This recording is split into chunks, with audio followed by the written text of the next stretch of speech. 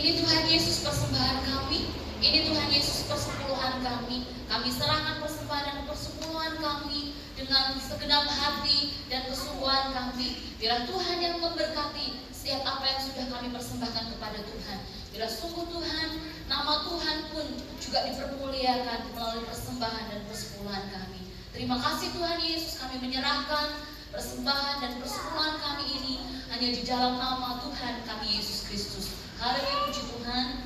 Amin. Tuhan Yesus memberkati persembahan dan persepuluhan Bapak Ibu dan Saudara sekalian.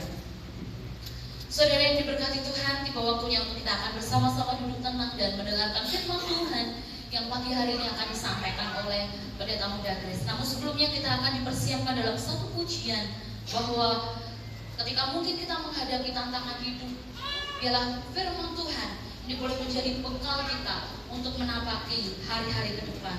Satu pujian bersama Bapak, kita akan naikkan pujian ini sebelum firman Tuhan disampaikan.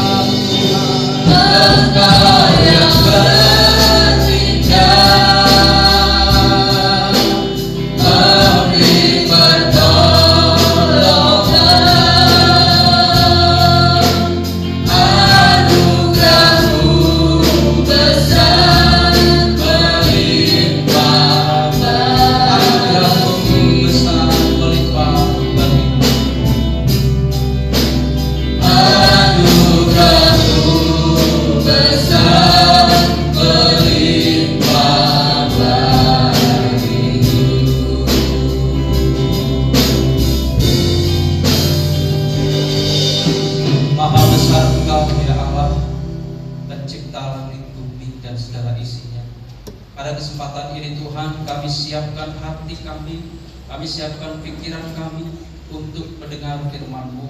Berfirmanlah Tuhan, Roh Kudus-Mu yang akan menolong kami, memampukan kami mengerti, memahami apa yang Tuhan kehendaki dalam hidup kami. Kami siapkan hati kami Tuhan. Biarlah Engkau berikan kami hati seperti tanah yang subur, tanah yang siap untuk ditaburi benih firman-Mu, sehingga bertumbuh dan menghasilkan buah seperti yang Tuhan inginkan. Terima kasih, mohon ampun akan segala dosa dan pelanggaran kami, dan hanya di dalam nama Tuhan Yesus Kristus kami siap menerima berkat firman. Amin. Silakan duduk Bapak Ibu Saudara dikasih Tuhan. Salam, selamat pagi. Puji Tuhan, sudah halal bihalal ya. Sudah bermaaf-maafan ya dengan saudara-saudara semua. Puji Tuhan, saudara. Selama cuti kurang lebih 1 minggu, saudara, saya juga badan di Lampung setelah kurang lebih 14 tahun tidak pernah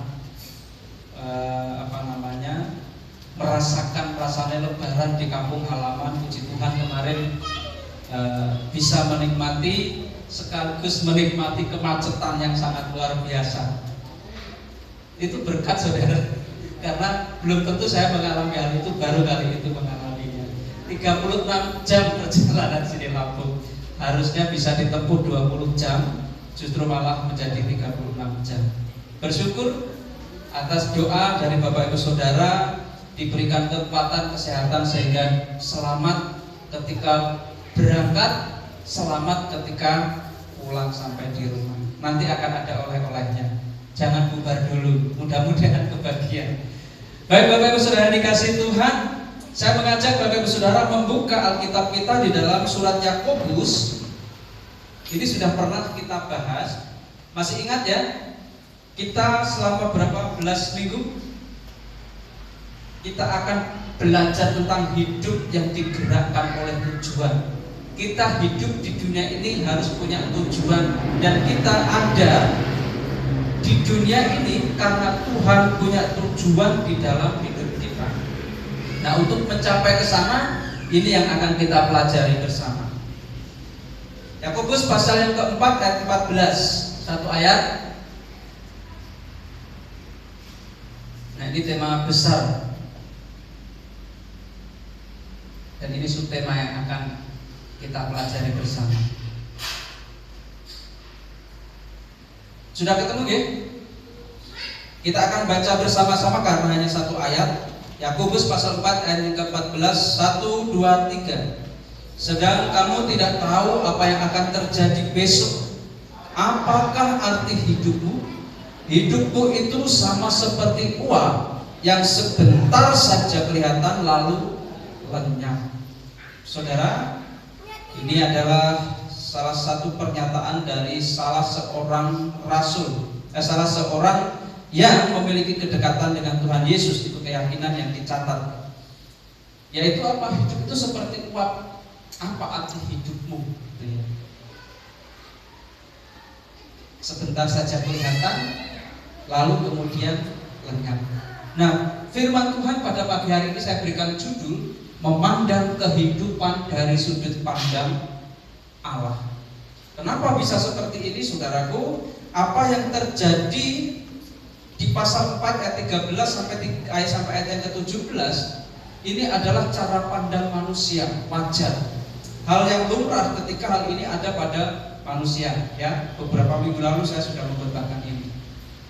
Perencanaan punya, harapan punya, cita-cita punya, yang dicatat sini. Tetapi cara ia memandang adalah dari cara pandangnya sendiri, dari sudut pandangnya sendiri. Aku mau pergi ke kota mana? Anu, aneh ya, nama kota Anu. Saya mau pergi ke kota Anu, di sana saya mau berjualan, berdagang, dan saya akan mendapatkan untung. Di sana 1 tahun ya kalau nggak salah. Secara sistematis perinciannya benar. Tetapi satu hal yang tidak benar di situ adalah apa yang ia pandang itu hanya sebatas dari pikirannya. Lalu Yakobus ini memberikan teguran, seharusnya kamu tidak ngomong seperti itu. Tapi apa? Jika Tuhan menghendaki, Lalu disadarkan dengan satu pernyataan di ayat yang ke-14 ini, hidupmu itu seperti uap yang sebentar saja kelihatan lalu lenyap. Apa arti hidupmu? Nah, artinya apa? Cara pandang ini adalah cara pandang yang keliru. Lalu bagaimana kita harus bisa melihat ini? Dari cara pandang, sudut pandangnya Allah. Bagaimana Allah memandang dari apa yang sedang kita rencanakan? Bagaimana cara Allah memandang dari apa yang kita cita-citakan? Nah, saudaraku yang dikasihi Tuhan, cara kita memandang kehidupan dunia ini akan membentuk kehidupan kita. Cara kita memandang kehidupan ini akan membentuk kehidupan kita. Artinya apa? Ya seperti ini tadi contohnya di Yakobus itu. Dia punya cara pandang seperti itu. Ya hidupnya akan dibentuk dengan cara pandangnya seperti itu. Artinya apa? Dia akan terus-menerus mendapatkan kekeliruan. Karena apa? Karena cara pandangnya sudah keliru. Cara pandang akan mempengaruhi semua hal yang ada dalam pikiran, termasuk dalam mengambil keputusan. Ketika kita punya cara pandang, pasti kita ketika menghadapi sesuatu ada satu masa di mana kita akan mengambil satu keputusan, dan itu terpengaruh dari cara pandang. Contoh, ketika saya punya masalah itu berbicara tentang fisik. Aku tersinggung dengan A. Ketika kita punya cara pandang yang negatif, maka yang keluar apa? Negatif. Baiklah, hongkar kayak mana masa rawani, tak ladeni, gitu ya. Secara manusiawi mungkin cara pandang kita akan seperti itu. Makanya cara pandang ini sangat besar pengaruhnya terhadap mengambil keputusan. Nah ini saudara, orang-orang seringkali menunjukkan metafora ini saudara. Apa sih metafora? Cara melukiskan sesuatu dengan jalan menyamakan yang lainnya menggunakan kata yang lain, atau dikenal sebagai kiasan. Jadi seringkali orang-orang itu menunjukkan metafora kehidupan mereka melalui hal-hal yang melekat pada dirinya. Contoh, ketika saya bawa mobil atau helikopter, saya bawa pesawat pribadi, jet pribadi, lalu kemudian cara berpakaian saya nyentrik, nah perhiasan atau potongan rambut yang kekinian, kira-kira penilaian apa yang terjadi? Nilai utama dalam kehidupannya adalah orang itu sukses, orang itu kaya. Misalkan itu saya yang melakukan itu, oh Pak Kris ini orang sukses, oh Pak Kris ini orang kaya. Terbukti terlihat dari cara pakaiannya, cara sisirannya, gaya rambutnya, punya jet pribadi, gitu ya.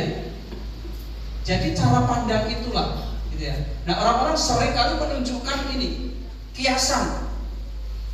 Dan aku terlihat kesuksesanku ini dilihat orang, dilihat dari mana? Apa yang ku pakai. Nah dari sini saudara, kita akan melihat lalu bagaimana dengan Alkitab memandang sebuah kehidupan itu. Nah melalui Yakobus 4 saudara, melalui Yakobus 4 ayat 14 ini, Alkitab memberikan dua metafora atau kiasan yang mengajarkan kepada kita pandangan Allah tentang kehidupan. Kalau tadi di dalam Alkitab di ayat yang keempat tadi disebutkan hidupmu itu seperti uap. Apa arti hidup? Apa arti hidupmu? Hidupmu itu seperti uap yang sebentar kelihatan lalu lenyap. Yang pertama itu adalah apa yang saudara lihat di sini?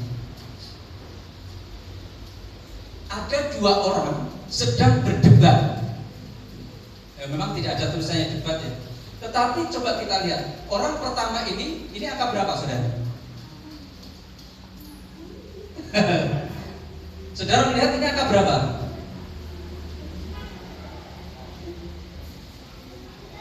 Loh saya tanya loh, yang saudara lihat, saya mau tanya, menurut saudara ini angka berapa?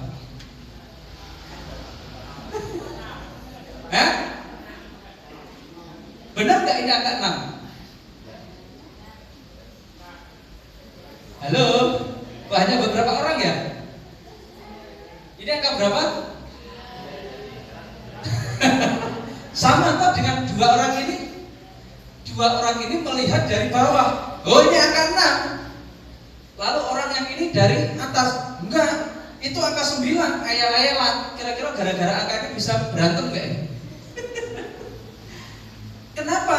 Ini adalah karena mereka melihat, mereka menilai dari hadapannya. Nggak ada yang salah loh, ini di hadapannya ini. Ketika menghadap sini angkanya 6. Ketika yang sebelah sana menilai, loh ini angka 9, nggak pernah ketemu titik temunya. Tetapi coba si antara satu ini gabung ke satunya, pasti akan jelas angka berapa.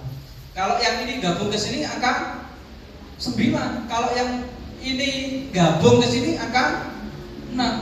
Kenapa bisa sampai terjadi seperti itu? Dari sudut pandang mereka melihat angka ini.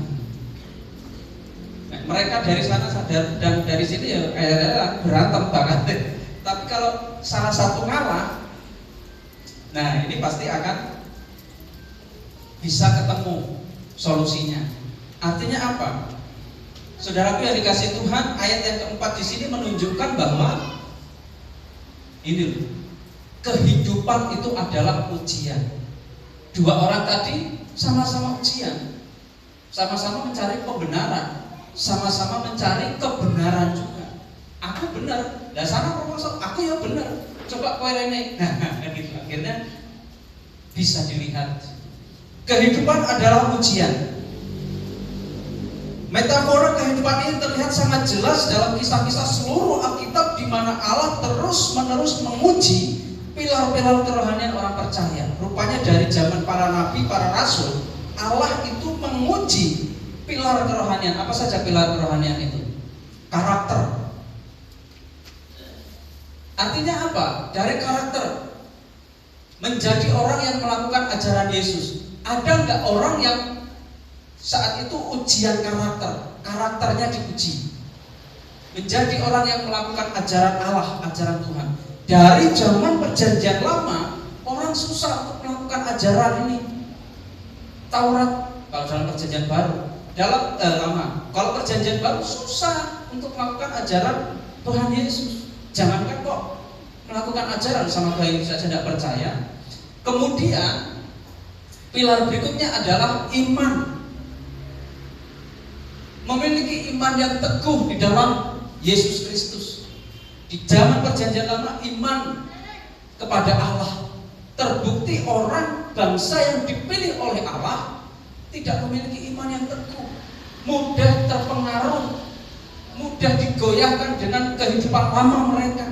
Ketika mereka sudah merasa lelah, capek, lapar, menggerutu sama Tuhan. Kemudian selain karakter, selain iman, ketaatan. Selalu taat terhadap firman Tuhan. Dari zaman perjanjian lama kan taat susah. Perjanjian baru, ya tidak semua orang memiliki ketaatan terhadap firman Tuhan.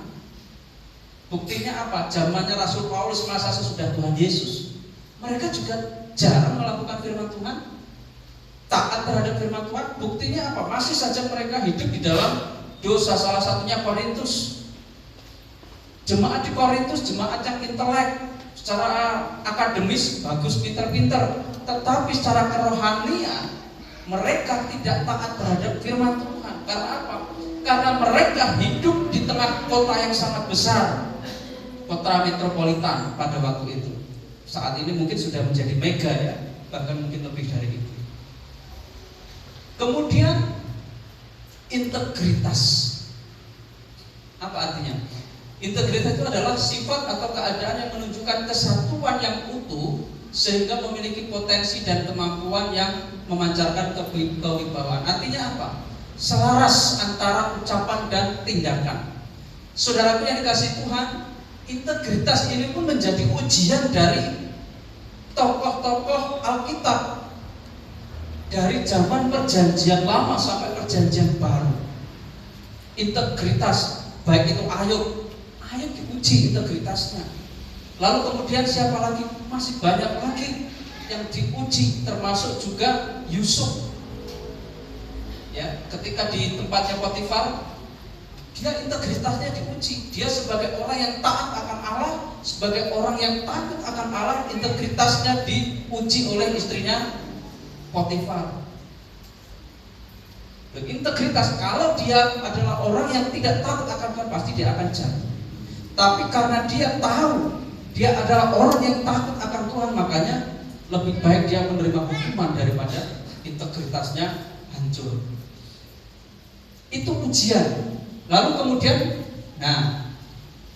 arti dari semua ujian itu adalah ujian itu diizinkan terjadi untuk apa? Untuk membentuk manusia menjadi lebih baik di dalam menjalani kehidupan kerohanian. Tujuannya bukan untuk melemahkan, melainkan untuk memperkokoh kelima pilar tadi. Apa 5 pilar itu? Karakter, iman, integritas, termasuk juga di dalamnya. Saudaraku yang dikasihi Tuhan, ini adalah pilar yang sangat penting, sangat perlu untuk dihidupi. Mau tidak mau kita akan menghadapi ujian. Saudara memiliki 5 pilar itu, dan saudara diperhadapkan dengan ujian. Baik itu karakter, baik itu iman, baik itu ketaatan saudara, baik itu integritas saudara sebagai orang Kristen, itu akan teruji, maupun kesetiaan saudara. Atau mungkin saat ini saudara tengah menghadapi ujian itu. Integritas saudara sebagai orang Kristen mungkin saat ini sedang diuji. Atau ketaatan saudara, kesetiaan saudara saat ini sedang diuji integritas.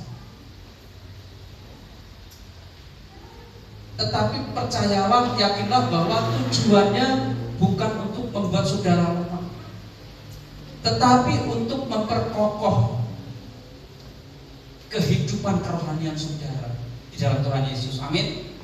Mungkin saat ini sedang menghadapi itu, tapi percayalah akan hal ini. Kelima pilar itu mungkin saat ini sedang saudara hadapi ujian. Seperti anak yang masih sekolah, ujian itu bukan untuk membuat dia jatuh, bukan untuk membuat dia semakin buruk, tetapi ujian itu akan membuat dia menjadi naik tingkat. Dari SD ke SMP, SD ke SMP siapa ini? Mbak Vita ya. SMP ke SMA, Kak Nadia ya. SMA perguruan tinggi ada? Oh belum ya. Mbak Osa juga ya. Ujian. Nah, diuji. Tujuannya apa? Untuk naik tingkat, level yang lebih tinggi. Demikian pun juga kita.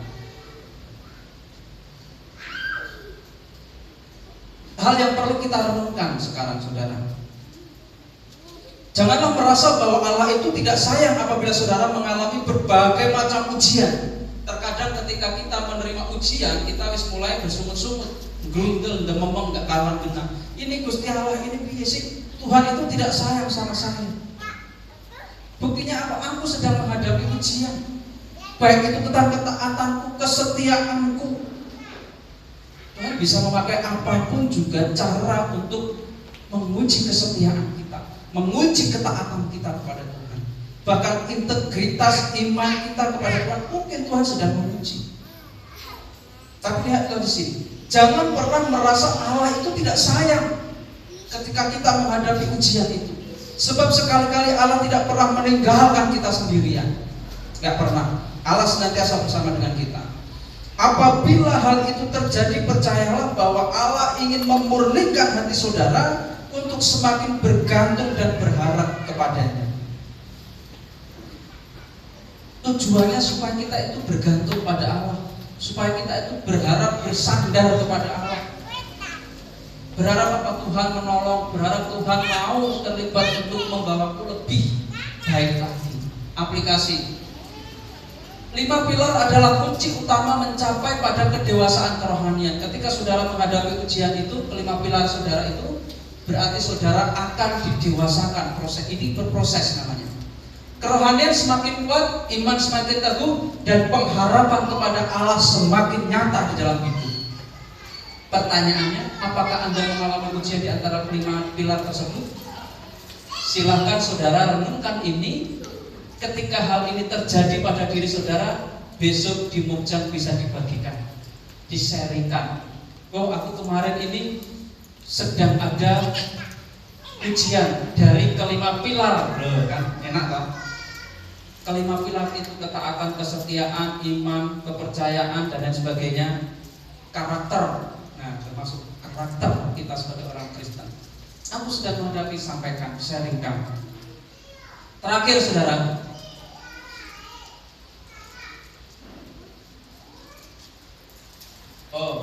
karakter dikembangkan, masih ada penutupnya di bagian sana. Karakter dikembangkan dan ditujukan melalui berbagai ujian, dan seluruh kehidupan adalah ujian. Jadi karakter itu dikembangkan dan ditujukan melalui berbagai ujian. Jadi saudara jangan mengeluh ketika ada ujian, itu akan membentuk karakter. Dan seluruh kehidupan adalah ujian. Setiap langkah kehidupan Bapak Ibu Saudara yang saudara jalani itu adalah ujian. Itu adalah pernyataan dari Rick Warren. Yang terakhir saudara, saudara kelihatan ya, contohlah tukang parkir. Walau punya banyak motor dan mobil tapi tidak sombong. Punya kok banyak mobil dia parkirkan. Ayo sini. Wah, banyak mobil.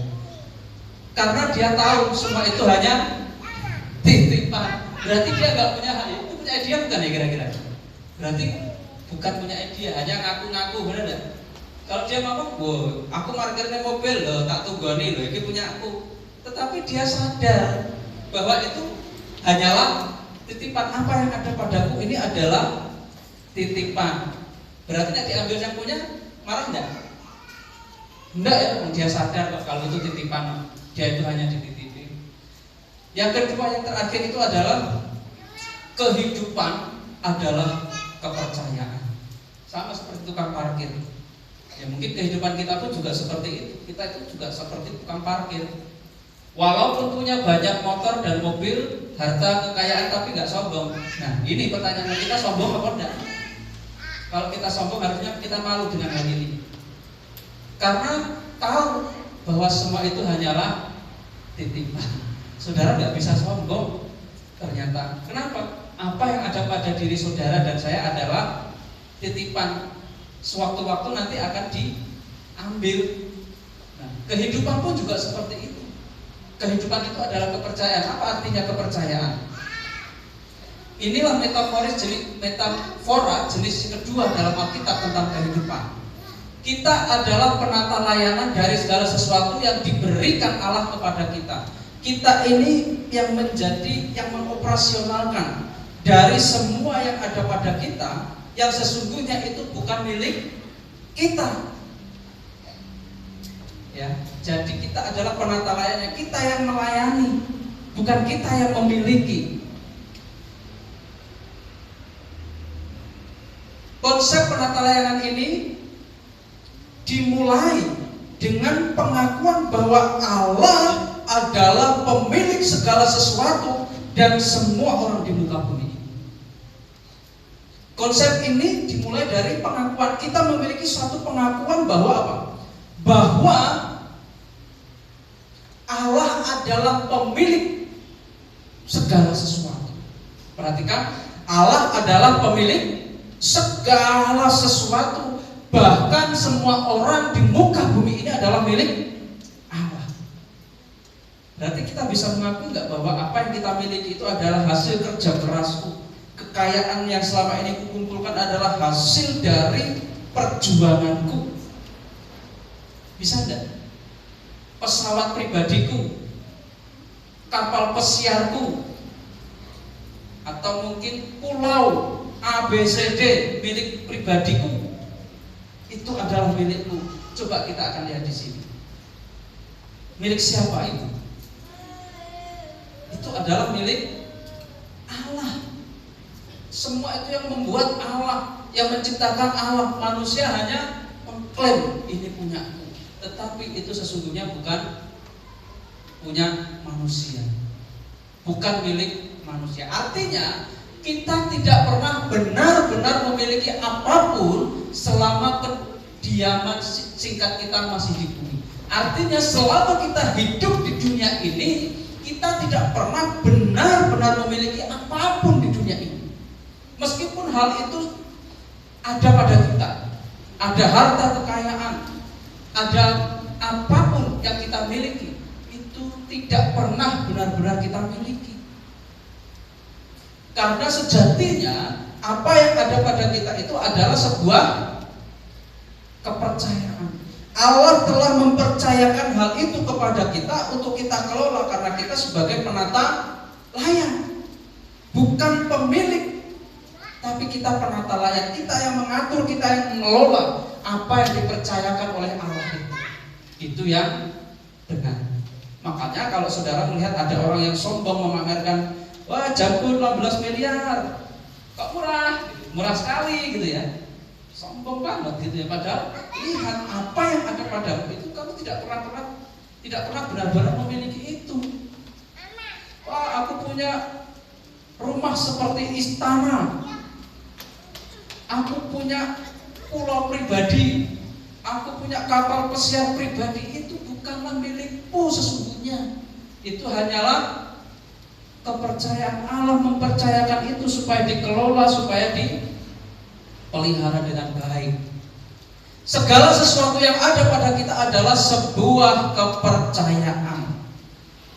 Ingat ya, yang ada pada kita itu adalah sebuah kepercayaan. Allah mempercayakan itu kepada kita. Jadi pantas nggak kalau kita sombong? Itu yang menjadi pertanyaannya. Kalau kita sombong harusnya kita malu. Wong itu duit kok dipamer-pamer nih. Itu bukan punya aku kok dia buat kesombongan. Itu bukan punya aku kok dibuat kebangga-banggaan nih. Malu karena apa? Ya itu hanya sebuah kepercayaan. Kalau dipercaya, disyukuri, dirawat baik-baik, dikelola dengan baik. Itu yang seharusnya kita lakukan.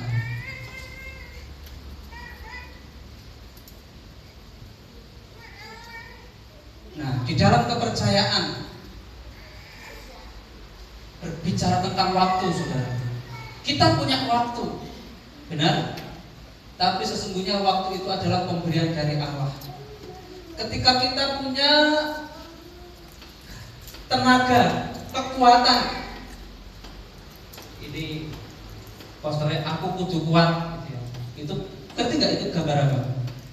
Itu panjat pinang. Kalau saudara pernah lihat panjat pinang ya, itu kan saling memanjat, orangnya bertumpuk-tumpuk. Lah ini orang ini ternyata yang difoto hanya kena ini, kepalanya diinjak. Pernah melihat ya panjat pinang ya? Ngeri tapi lucu, sampai penekan, ada sing kathok lotrok, ada sing kepalanya diinjak-injak, baru nyampe pundak sudah kepleset jatuh. Aku kudu kuat, nah, karena ini paling bawah sendiri. Kasihan yang paling bawah. Artinya apa? Kita pun juga diberikan kepercayaan, baik itu waktu, tenaga, itu pun juga adalah kepercayaan. Nah, apa ini? Kepandaian, itu pun juga adalah kepercayaan. Bukan hasil kerja kerasmu, bukan karena engkau belajar, tapi karena Allah memberikan kepercayaan itu kepadamu sehingga engkau menjadi pandai. Coba, saudara, ini ada yang sama enggak ya? Ini gambarnya botak depan, artinya berarti tulisannya di sini dia pintar. Botak belakang berarti dia pemikir atau berpikir. Ini botaknya dari depan sampai belakang. Dia mikir, dia pintar. Ini guyonan, ini hanya mainan. Artinya apa? Yang Tuhan berikan kepada manusia, dan itu adalah suatu kepercayaan, kepandaian. Jadi jangan bangga kalau saudara pandai, pintar. Jangan pandai, itu karena kepercayaan. Allah memberikan kepercayaan kepada kita sehingga kita bisa memiliki ini. Jangan pernah bangga engkau pandai karena engkau berjuang, engkau bekerja keras, bukan. Tetapi karena Allah memberikan satu kepercayaan itu sehingga engkau bisa memiliki itu. Itu hanya titipan. Kemudian kekayaan. Kekayaan ini pun juga adalah kepercayaan. Jangan saudara bangga menjadi orang yang kaya. Aku kaya oleh karena hasil kerja kerasku. Aku kaya oleh karena aku ulet tekun di dalam pekerjaan ini. Aku kaya karena aku memiliki tenaga yang banyak, yang kuat dan lain sebagainya. Tidak. Ini juga adalah satu kepercayaan. Allah mempercayakan kekayaan itu supaya apa? Dikelola, supaya dimanajemen dengan baik, dimanfaatkan dengan baik. Jangan bangga, ini hanya kepercayaan, titipan. Kalau saudara kaya, saudara ingat bahwa kekayaan yang ada pada saudara itu adalah titipan. Jadi bukan punya saudara. Jadi punyanya siapa? Tuhan. Nah, terkadang kalau sudah mencapai pada fase kekayaan ini, saudara, kita sudah mulai buta. Buta mata, buta hati. Kalau sudah kaya, lali teman, lali saudara, lupa segala-galanya. Benar tidak? Tidak, puji Tuhan ya. Puji Tuhan. Terkadang di luar terjadi seperti itu. Kalau sudah punya kekayaan, lupa segalanya. Bahkan Tuhan pun juga lupa. Nah itu. Padahal yang memberi kekayaan, yang mempercayakan kekayaan itu Tuhan. Perenungan, saudara. Semua yang ada pada kita adalah pemberian Allah yang telah dipercayakan untuk dipelihara dan dikelola. Perhatikan ini ya. Jangan merasa semua yang melekat pada diri kita adalah milik kita dan hasil usaha serta kerja keras. Melainkan perlu adanya kesadaran bahwa semua itu adalah kepercayaan dari Allah. Allah mempercayakan semuanya itu kepada saudara dan saya. Pakailah setiap kepercayaan yang dari Allah itu untuk menyenangkan. Menyenangkan siapa, saudara? Menyenangkan hatiku loh. Aku kerja keras, aku ya pengen menyenangkan diri sendiri, gitu. Menyenangkan hati Tuhan. Pakailah setiap kepercayaan yang dari Allah itu untuk menyenangkan Allah. Pikiranmu, tenagamu, waktumu, kepandaianmu, kekayaanmu, karena itu milik Tuhan. Pakailah untuk menyenangkan hatinya Tuhan. Waktu, apakah kita punya waktu untuk Tuhan? Tenaga, apakah kita punya tenaga untuk Tuhan? Pikiran, apakah kita punya pikiran, ide-ide kreatif untuk menyenangkan hati Tuhan? Kekayaan, apakah kita bisa memakai kekayaan kita untuk menyenangkan hati Tuhan? Yang sering terjadi, egois mulai muncul untuk menyenangkan diri sendiri. Aku punya waktu, diri sendiri. Aku punya kekuatan, aku punya tenaga, ya untuk diri sendiri. Kepandaianku ya untukku sendiri. Kekayaanku ya untuk menyenangkanku sendiri. Nah ini saudara, penting saudara. Dan ini yang paling terakhir. Nah, wis muncul satu kata ini wis seneng, ayam mati nih. Kesimpulan, Allah adalah roh, maka kita harus menyembahnya dalam roh. Bagaimana kita dapat menyembah Allah dalam roh? Yaitu dengan cara memandang semua aspek kehidupan ini dari sudut pandang Allah. Memandang seluruh aspek kehidupan ini dari apa? Cara pandang Allah.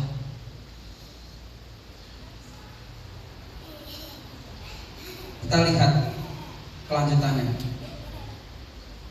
Maka jika kita melakukan hal yang demikian, berarti kita harus ada kesadaran dalam hidup pasti ada ujian.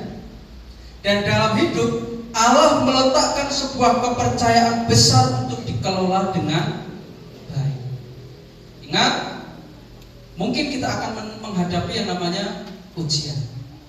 Ingat, setiap apa yang ada pada kita harus bisa mempertanggungjawabkan di hadapan Tuhan. Dengan cara apa? Mengelolanya dengan baik. Sebagai penutupnya, saudara, semakin banyak Allah memberi kepada Anda, maka semakin banyak pula tanggung jawab yang diharapkan dari Anda. Allah menuntut pertanggungjawaban saudara. Baik itu ujian, baik itu di dalam kehidupan yang bagian yang kedua tadi. Allah menuntut pertanggungjawaban. Ada kepercayaan dan itu harus dipertanggungjawabkan. Ketika Allah memberi tanggung jawab kepada kita, kita diberikan kepercayaan, bertanggung jawablah terhadap itu semua. Peliharalah, kelolalah dengan baik sehingga kita menjadi orang yang bertanggung jawab. Dan itu adalah pernyataan dari Rick Warren. Semakin banyak Allah memberi kepada Anda, maka semakin banyak pula tanggung jawab yang Dia harapkan dari Anda. Kiranya renungan ini, kiranya firman Tuhan ini memberkati Bapak Ibu Saudara, sehingga kita semua benar-benar bisa mengerti tentang apa sih arti hidup ini. Untuk apa aku hidup di dunia ini? Minimal kita sudah mengetahui dari hal ini, yaitu kita bisa memandang kehidupan dari sudut pandang Allah. Kehidupan adalah keujian dan kehidupan adalah kepercayaan. Amin.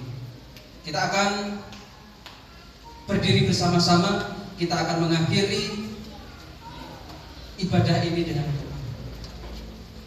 Main musik silahkan mas, maju dari depan. Kami sungguh mengucap syukur Tuhan untuk firman-Mu pada pagi ini, yang menyadarkan kepada kami bahwa kami sebagai orang-orang Kristen, sebagai orang-orang percaya, harus memandang kehidupan ini dari sudut pandang Allah, bukan dari sudut pandang kami. Dan biarlah dengan ini kami dapat semakin mengerti, kami dapat semakin memahami untuk apa kami hidup di dunia ini. Engkau sudah meletakkan suatu tujuan di dalam hidup kami. Sadarkanlah kami bahwa kami pun juga harus menjalankan tujuan hidup, tujuan Allah itu yang sudah Tuhan letakkan dalam hidup. Terima kasih Tuhan, firman-Mu berhenti sampaikan pada saat ini. Kami percaya Roh Kudus-Mu tidak akan pernah berhenti untuk membimbing kami, menyertai kami, sehingga kami dapat menjadi pelaku-pelaku firman-Mu. Mulai hari Minggu ini Tuhan, kami dapat melakukan firman Tuhan, sehingga di hari Kamis ketika persekutuan Mokjang nanti, kami dapat bersaksi, kami dapat membagikan pengalaman kami bersama dengan Tuhan di dalam melakukan firman-Mu. Terima kasih Tuhan, terima kasih. Hamba-Mu berhenti untuk menyampaikan firman-Mu pada saat ini. Dan saat ini Tuhan, kami akan meninggalkan tempat kudus-Mu ini. Kami akan pulang. Kami memohon penyertaan yang daripada Tuhan nyata dalam hidup kami. Kami disertai, kami sampai di rumah dengan selamat, berkumpul kembali dengan keluarga dengan penuh sukacita, damai sejahtera daripada Allah Bapa. Saudaraku, pulanglah. Kiranya kasih karunia damai sejahtera dari Allah Bapa, penyertaan yang daripada Roh Kudus menyertai Bapak Ibu Saudara dari saat ini sampai selama-lamanya Tuhan Yesus datang kedua kalinya. Biarlah kiranya diberkatilah setiap langkah kehidupan Bapak Ibu Saudara, rumah tangga Bapak Ibu Saudara, usaha pekerjaan Bapak Ibu Saudara, dan setiap pergumulan Bapak Ibu Saudara diberkati oleh Tuhan. Karena kita berdoa dan kita meminta di dalam nama Tuhan Yesus Kristus, Allah yang ajaib, Allah yang perkasa, kami berdoa. Haleluya. Amin. Silakan duduk kembali Bapak Ibu Saudara yang dikasihi Tuhan. Silakan mengambil saat teduh sejenak, mengucap syukur kepada Tuhan.